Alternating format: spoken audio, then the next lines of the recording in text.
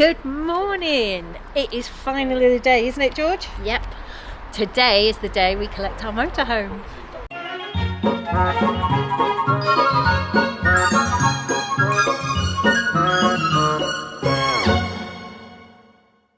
Right, first stop, reception and sales, just to say hello and get introduced to everyone.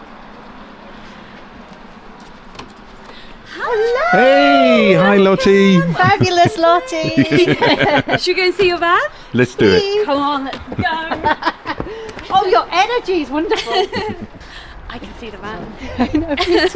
Oh, George has got bows on and they're green. Oh my god. look at that. Fabulous.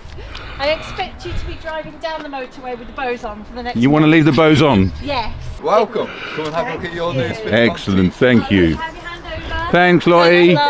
See you later. Isn't it? Luxury. Oh, the smell of new van, I love that. Isn't it? And look, we've got protective paper down to protect the carpets, Yes. which is a good thing. They're coming out straight when we get home, aren't they, right? We've got too many kids to keep the carpets in. Absolutely. Oh, this looks gorgeous as I remember. This is fantastic because we've got Adey, who has been with the company for a very long time, and you know everything about everything. How long have you been with the company? I've been with Broad Lane for approximately 30 years plus, and in the industry I've been employed in the industry for over 40 years. Wow. Wow. Fantastic. So seen it right from the infancy of cold water and foot pumps and hand pumps, etc., etc., Wow, awesome. and just the bog standard bucket and chuck it type of toilet as we used to have years ago. Bucket and But, chuck it. things have moved on. We're in good hands then with Adey. Definitely. Fantastic. Awesome. To start off with, I want you to imagine that we're just arriving on a touring pitch somewhere or onto a caravan site. The first thing on a motorhome is a lot of these sites have dedicated service pitches, which is where you can put fresh water into one of the onboard tanks, obviously fresh water tank, and at the same time you can also empty the grey waste at the same time. So that would probably look for this service pitch. Obviously the site owner or wardens will show you where those are. Before you set up your pitch. Before you set up on pitch. Yeah. The next thing is obviously drive to the dedicated pitch that's been allocated to you, and then level the vehicle as best you can using various types of wedges that are on the marketplace. So the better that we can level the vehicle, the more comfortable it's going to be inside. Once we've actually now got the fresh water on board and we've emptied the actual waste, if we've got any wastewater on, we then drive to the pitch, as I say, level the vehicle, and attach any other services that might be available to us. So we want to turn on our gas supply, so that's obviously into your gas locker. Open up the gas valve, just make sure that the crash sensors, there's two sensors on this particular vehicle that needs to be activated. Right. Once we've got those activated, the gas supply is coming through on the motorhome, and then we've got mains attached. Now when we come to attach mains electrics, this is self-explanatory, I hope.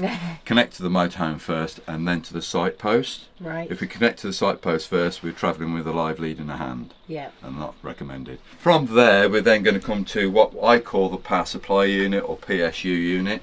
And it's this silver box located underneath the offside rear seat. It has got the power supply unit written on it. It's made by a company called Sargent. And basically this is the distribution of mains electrics on this side and 12 volt distribution on that side. Right. From there, Adey spent the next 20 minutes or so explaining what the different fuses and all the electrical gubbins and how it all worked there.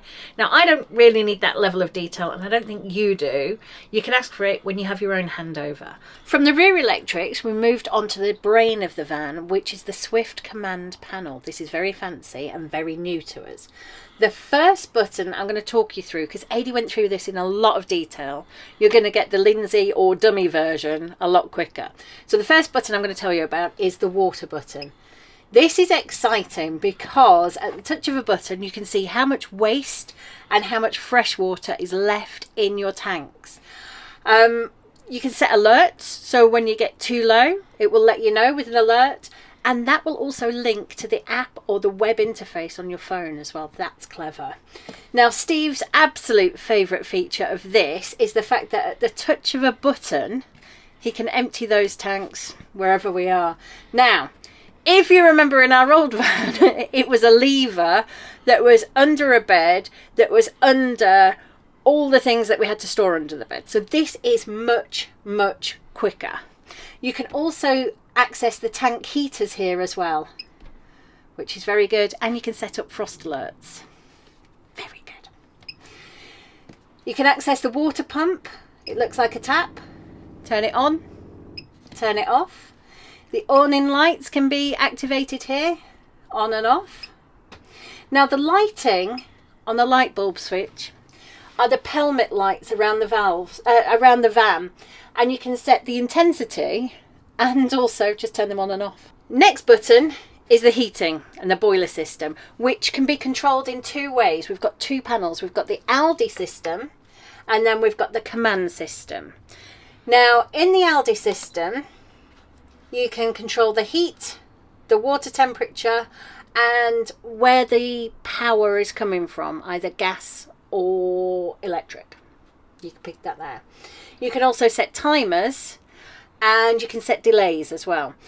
I'm actually thinking we're going to use the Swift command because it's much easier. Okay, I'm showing my age, but it's much easier to see, and there's a little more detail. And again, you can see it on the app and the web interface, which the Adey system doesn't connect to.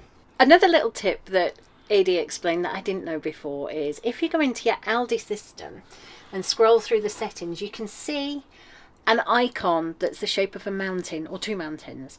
Now that is to be used when you're at altitude, because the air is so much thinner above about 1,000 meters, your boiler becomes much less efficient. So that switches on a little fan that puts more air through it and makes it work better. I think I understood that all right. Another new feature to us is that you can control the fridge temperature and settings from the Swift command panel too. It mirrors what's actually on the fridge, and when you click into it, you can set the level, 5 being it working at its hardest, 1 being at its lowest. Adey's top tip was 5 is kind of your summer settings, 1 is your winter setting, and in between you use for spring and autumn. As well as this, you can select the power system that's going into the fridge. Adey always recommends using auto because it's clever, it knows what to do. It will switch between gas, 12 volt, or mains power depending on what you're connected to. It will just automatically switch. I was going to give you a Lindsay guide to the power, but I'm going to get Steve to do this because I keep getting it wrong. I don't really understand it. It's not complicated, I'm just not coping with it well. It's not hard, really. Here's what's in your leisure battery over here. Here's what's in the vehicle battery, and this is the solar that's coming in here. You can switch between batteries, vehicle, leisure, and over here shows you that you're drawing 3 amps on the mains. And if you wanted to limit the mains, like in some sites, maybe in Europe when there's low ampage, you can set a limit to what you're doing on there. I did ask why you would need to do that, and Adey asked if we'd ever pop the electrics on a site, and we have, so that's why. So we're going to now come on to some of the auxiliary equipment that we've now got on the vehicle. So this is at the control for the operation of the electric bed. Just going to now lower the bed down. You bring the step ladders off, and once those clamps are in place, you then just turn the 2 little buckles on the back side. So you've locked that in, and then that's giving you access then to come back up onto your bed. When you come to use this lounge table, we need to extend the arm out like so, and then you flip it over, and that's for use. There is a release bracket here which makes it easier to manoeuvre in various directions. And then you take your finger off it, and you could still move it, as you can see, but it's braked. It's got a brake on it. So just lift the handle upright and you'll move this then easily in either direction that you want to. You're coming to the table control on the side of the kitchen unit, and then you bring that down. So I'm going to bring that slightly further forward, because the other part of the bed makeup is using this board behind this set of cushions. And then this board pulls all the way out, okay, and flicks over. So you can extend it that way. Okay, and obviously you bring that back in then to get the right levels.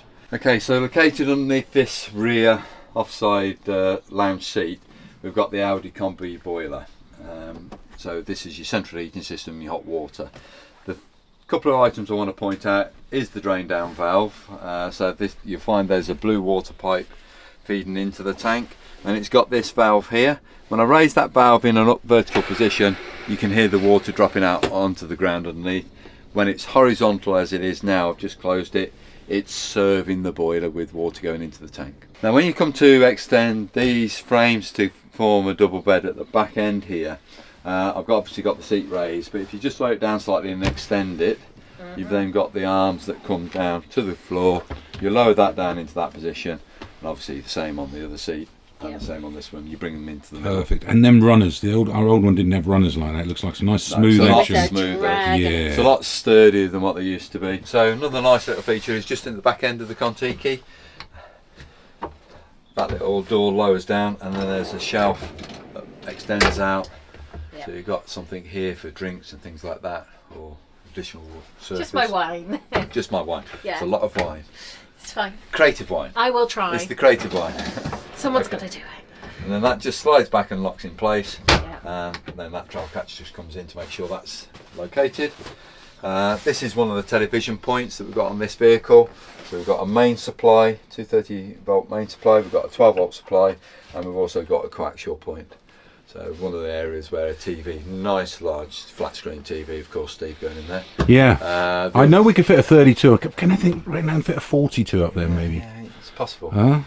And the speakers from the stereo do come through to the back end of the vehicle as well. Brilliant. Obviously the stereo's in the dash. On certain models of that command panel, there's a stereo system built into the actual command panel. Right. But on this vehicle, it's coming off the stereo that's on the dash. The roof vents, they've got a release catch on the button here that you have to push in to allow the arm to pull through. Yeah. And then that arm extends into the fully open position, or into what I call about 6 inches. But there's a stop. Did you notice that just move? Yeah. And then that arm there, if I do both sides, get it into the right location, just locks that vent in place so that if wind was to catch it, it can't lift the vent up again. So I'll just show you, I'm lifting that catch up. There's a catch there that I'm raising up, which releases the arm then so it moves along the track. So it's this bit here I'm operating. Did we have that in our other one? I I'm not was sure gonna if that's a ask new you, thing. That's a very new feature. That looks might like be a a new new one. feature. Yeah. Yeah. So into that position again. If I didn't put the catches in place, there's a chance the wind could catch the lens and then cause it to just bang back down if you're in strong windy conditions. So that's just to prevent that from happening. Let's say you can lock it into different places. There it is, locked in place. Do the same on this side. That can't lift up. Okay, obviously it comes with the same features as the night blind and the fly screen. There's your fly screen, and that's your night blind. All the windows have the same features, of course. Night blind again. The fly screen just catches in on that little bracket there, so I've just released it. Just catches in place. And then you have the fly screen all the way down when the window's in an open position to prevent any flies from coming in. They've got push button catches. If you don't press the buttons in, the lever won't turn. So you've got to press the button in. Bit of a security feature. And then if I'm quiet, which is quite unusual for me, you'll hear these ratchets on the window stays come into place. So you're going to hear a couple of clicks. There it is there. That holds the window out. There's the second position. There it is there. And if I just want to close the window, if I just raise it slightly again, it then comes past the ratchet to allow it to come back down. This is an Omni Vent. Yes. An Omni Vent powered ventilator. You just raise the lens up if you are going to operate the fan. Hasn't got to be completely up, but you've got to have some air flow coming through it. If I've got the lens completely down and I ask it to draw fresh air in, it's pulling the two lenses together, so it could cause a problem if I'm not careful. Of course it could, yeah. So when I turn the Omni Vent on, hit the centre on off button, and it always goes into extraction. So this is just extracting, and that light there isn't as bright as that. Right. It's only turning over at half the revolution. So half, 1, 1.5, 2, 2.5 and 3. Won't leave it like that for very long. You can lower it back down using the other side, or let it stop, turn it back on again, which is that, and then I'm going to now just press the other button on the right hand side of this panel so it stops. I've got it illuminated on, but it's not actually doing anything till I press it again. And again I've got the 6 options of the variable speeds, and that's now drawing fresh air in from outside. There's 1, 1.5, and I can feel a nice draft coming through. Not, So- not as good as your air conditioning probably, but So for Quite useful. taking out smells yeah. one way, Yeah. and then for moving the air through the van, Yeah. probably having it, bringing the air in and then pushing Correct. it through the windows. Yeah. Awesome, that's going to be lovely. So that's on the Omni Vent. Any chance of rain, do lower the vent down slightly because there's some exposed electronics here that Okay. if you've got real heavy rainfall, there's potential that it could get onto the panel. Okay. All right, so just be aware of that. And then you've got a night blind. If you grab those two little catches, you bring them together and then extend. Oh, I can't do this. And then just extend that across. Yeah, I'm struggling even the height I am. It's because it's behind you. Yeah. Okay, but that does lock out in different positions. Why, I don't know, but that's where it should be. Because it does. So just located inside this cupboard here, we've got the Wi-Fi system. Yeah. So this is where I've got a new feature here, which I'm not too familiar with myself. Don't know if you want to come round, Steve, so you can just see this. There's an on-off button here. Yeah. If I operate that, oops, press and hold it. I'd already turned it on. Okay, you've already turned it on, so Yeah. you've seen it. Okay, insert SIM and restart, Absolutely. etc. And I'm going to turn that back off again. There we are. Located in the locker above the refrigerator is where the antennae comes through. You've also got your solar panel regulator. That's your solar panel regulator, the black one on the right hand side.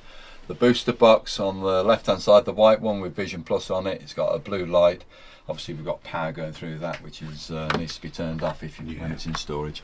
So I'm just going to turn that one off. And I know you're fully familiar with that aerial. Okay, so the microwave is now a Dometic product. We've often had various other manufacturers. I'm trying to see where I can press instant start. So there we go. Okay. Yeah, and I'm To going be stop fair, that. I'm a bit rubbish with microwaves, so it Oh, tends It's to a be bread bit of bin, isn't it? Come on, everyone knows that we keep our bread in the microwave. Yeah. The other thing is just hit the start button, which I I bet think it does a put- minute. I think it's a minute. Yeah, there's a There you minute. go. If I hit it again, I put 2 minutes on it. There'll be. We'll be just Okay. pressing that button, I think. Is that all right? Quick So start. simple system on there, and this now hasn't got a microwave plate in like you used to Yeah. rotate round. It's a This is a flatbed. flatbed. That's Yep. right. So it's a Perfect. new feature for this year. Normally, the captain's seat on the driver's side won't operate if you sat on it, because obviously it's a bit of those. You don't want to turn the seat while you're in transit, sort of thing. So normally that seat won't operate, but you pull the lever, and then if I've got this It's right, hard.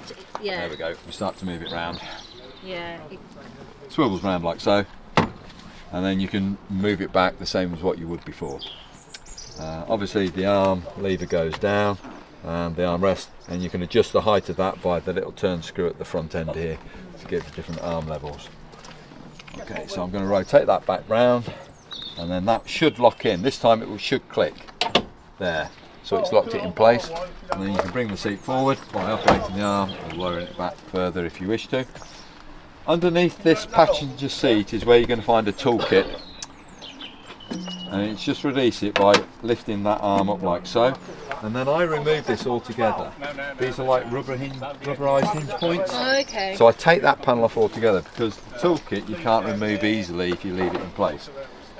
Release that so you can lift the toolkit up, and then in here is your emergency toolkit that should you need to replace wheels and things like that, it comes apart. So you've got your jack, Wow. you've got a screwdriver and a Torx handle over there. That's your towing eye for the front of the vehicle. Hopefully we'll never need that, but I know we will. Never again. We'll get pulled off a field some stage. And then this is obviously for wheel nut size, for undoing wheel nuts and things like that. So everything you need if you do have an emergency breakdown for changing a wheel should be there. So you just move that arm in, and then you bring that all the way up and then drop it into that position there. So it's just like a fan opening up.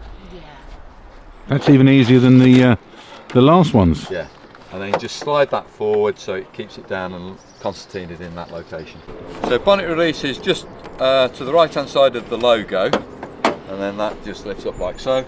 Obviously the bonnet catch and arm, and there's not too much to tell you in here other than that's where you add oil. Again, we haven't got a dipstick on this like we used to on the old engines. This is electronically recorded on the dash, so if you do see add oil, it's obviously where you need to be putting that in. This is the earth tag, as safe for a jump start, as indicated on this little label here. But the positive terminal is down on below this cap here. Now I find it very difficult to get that cap to open up, so I have to use a set of keys. As long as it's a flat key, I can put it in there and I can just lever back. That's a bit easier, isn't it? And it's a lot easier, and that gains access then to the positive terminal. Perfect. Jump start should you need to. And then just in this location, this is probably more for garage, we've got obviously the brake fluid here and the coolant product there.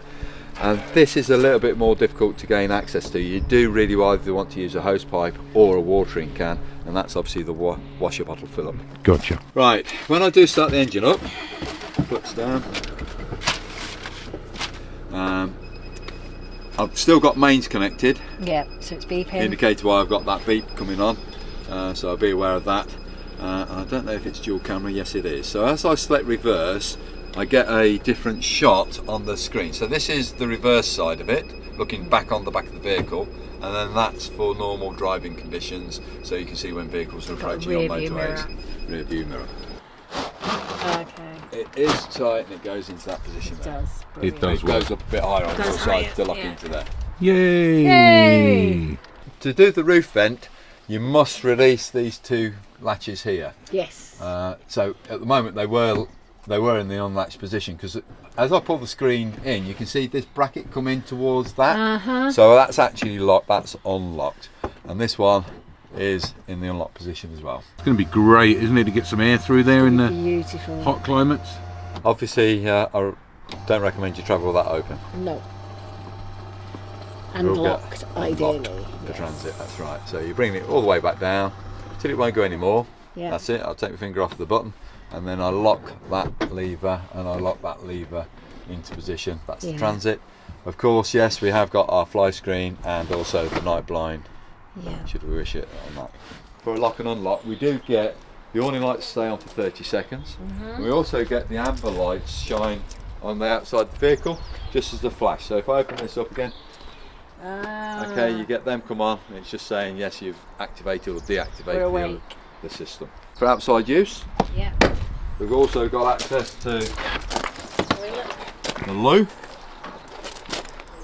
So that's just a normal drop down door. Lift the orange handle up, extend that out, extend the arm so you take that to your disposal point.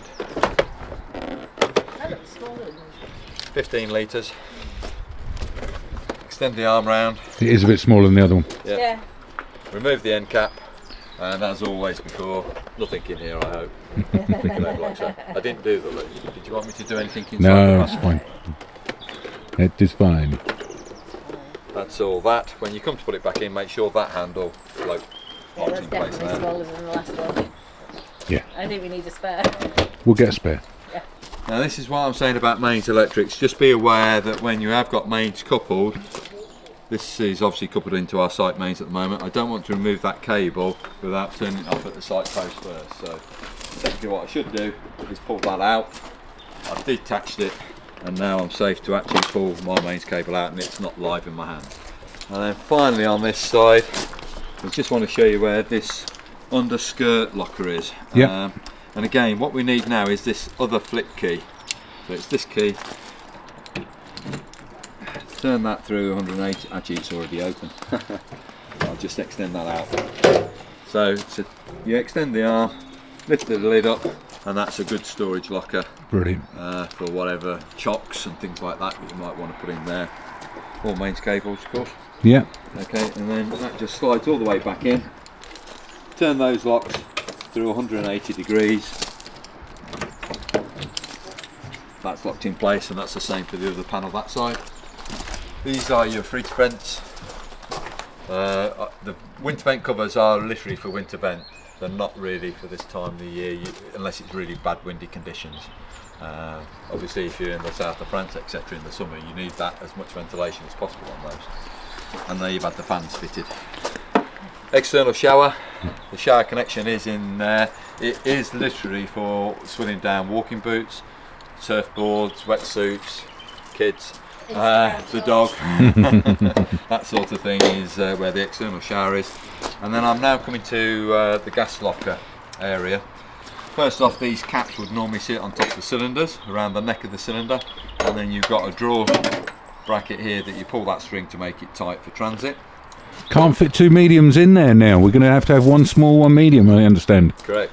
This is an auto changeover valve. I don't know if you're familiar with the auto changeover valves. Yeah. But at the moment that little tag there is indicating that I am drawing obviously off the one cylinder.